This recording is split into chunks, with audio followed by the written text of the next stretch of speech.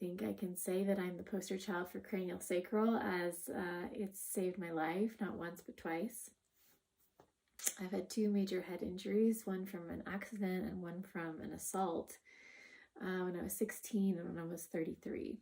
So when I was 16, I was a big time skier. I grew up in the Pacific Northwest, and I grew up skiing since I was 4, and it was my favorite form of freedom and flying. It was a particularly icy, slippery day. I went off a jump and landed, but once I landed, my ski got caught on a block of ice, and then I was thrown back up in the air, and I fell back on the mountain on my shoulders at first, and then the back of my head smashed against the icy snow, and I blacked out completely. I couldn't move my head for weeks, but that started the journey. It was that injury, that falling on the mountain when I was 16, that initiated me into this path. And I ended up going to the chiropractor 3 times a week for 2 years. Needless to say, I was pretty tired of it by the time I was 18 and I left for college, and I tried to forget. I said, forget this. I'm not going to a chiropractor again. I'm just going to live my life. But the problem with that was that I would wake up sometimes in the middle of the night with excruciating nerve spasms in my neck, and I would scream at the top of my lungs. The pain was so great, and I'd have to be taken to emergency doctors, emergency chiropractors, and it went on like this for years, until 8 years of this pain, where sometimes the pain would come from my head through the neck down my hands, and I wasn't able to pick up a pencil. I wasn't able to use my hands for weeks at a time, and this was very scary for me, as I was an artist, a writer, a painter. I worked at a tea house. I did tea ceremony. I worked with children. I needed to pick up children, and all of a sudden, I'd have my hands and my arms taken away, and I'd be disabled for weeks in pain. Nobody could help me, but I ended up, after 8 years of that, just finding my determination to heal. And I said to myself, I'll do whatever it takes. I went to the physical therapist. I went to standard Western osteopaths. I went back to the chiropractor. I tried plant medicine. I definitely tried meditation and yoga. But I was getting more and more tired and felt more and more defeated, because nothing could really hold me in the totality of what I was experiencing. It was about 1.5 years of trying and failing and trying and failing, living in excruciating pain. I was 24 years old, and a friend said, I think you should try craniosacral therapy. I said, I have no idea what that is, but I'll give it a shot. She gave me a number of this woman named Sarah Resnick in San Francisco, and I booked a session. And at the end of that session, I sat up from the massage table. I said, what was that?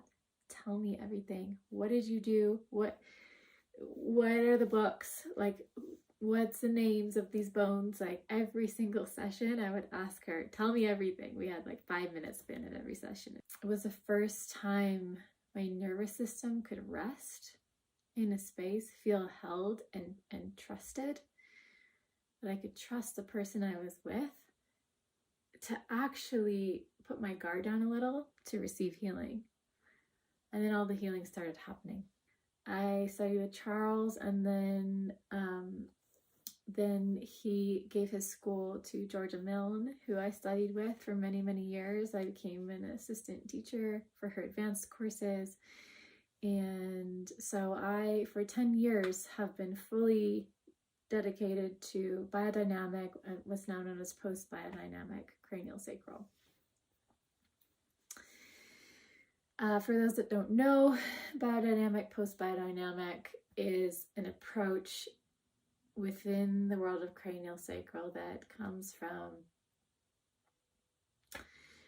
Sutherland's methodologies, and it really harks on the principles of non-doing and neutrality and presence and stillness touch, and the transmission of stillness through touch, and how that in itself is enough, more than enough for healing, more than enough for transmutation of anything and everything.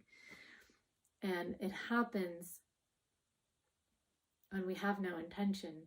It happens when we are completely still within ourselves and resting back in the field. It happens when we are listening and holding and not doing and not fixing and not manipulating. So it's a very specific approach within the world of cranial sacral, and it was truly transformative.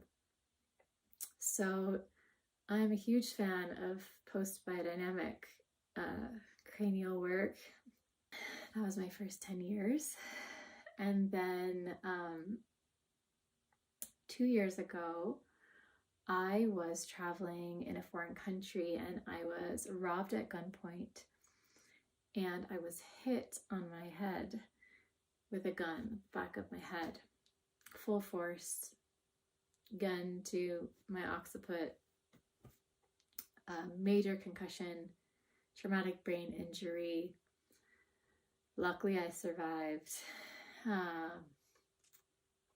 and have been on like round 2, level 2000 of how to heal, how to heal your concussion and how to heal your life with craniosacral therapy.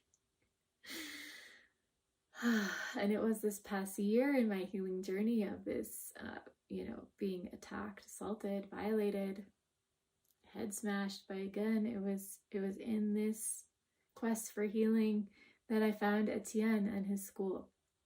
And it's been this past year where I've been deeply immersed in all of his classes, and I've recently completed all the classes, and I am so grateful. I am so grateful. I would not be functioning at all if it weren't for finding him in this time, and to incorporate his approach on top of my 10 years of biodynamic, post-biodynamic work has been amazing, because unlike the post-biodynamic world where there are no techniques, which is like life, like there's no roadmap for life, there's no technique for living life, like life lives us.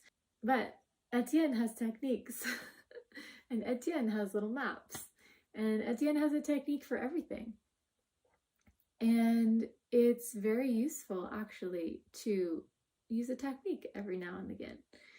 He has corralled, from like 40 years of his life experience, of his own healing and his own near-death experience, and recovering and rebuilding his whole body and life multiple times, from primal screaming, from family constellations, from myofascial release, from visceral manipulation. He has gathered the gems and created a way to bring that into cranial sacral sessions, and that is truly incredible. It feels so holistic and incorporating of so many tools that now I can use after having a very strong foundation of non-doing. And I would say that in essence, Etienne comes from a biodynamic place, this place of no mind. He says, we rest in no mind, and we sit and we listen. And if and when something arises that wants to be spoken to, or wants to be moved, or wants to be stretched, or wants to be addressed, we have the ability to do that, and we have the ability to have a conversation with the person on the table so that they are part of their own discovery of unraveling the stories that are living inside their body. And that is what I love about Etienne's Craniosacral Academy. and all that I've learned this year and all that I've healed from brain unwinding, you know, to, you know, TMJ release from internal mouth work, to being able to speak to the immune system, especially in this time of COVID, you know, to lung motility, to cleaning the kidneys, to the pineal gland, you know, there's the world of the body is infinite, and Etienne is an incredible teacher to travel with to all these places. So thank you, Etienne. Cranial sacral has saved my life, not once, but twice. And I'm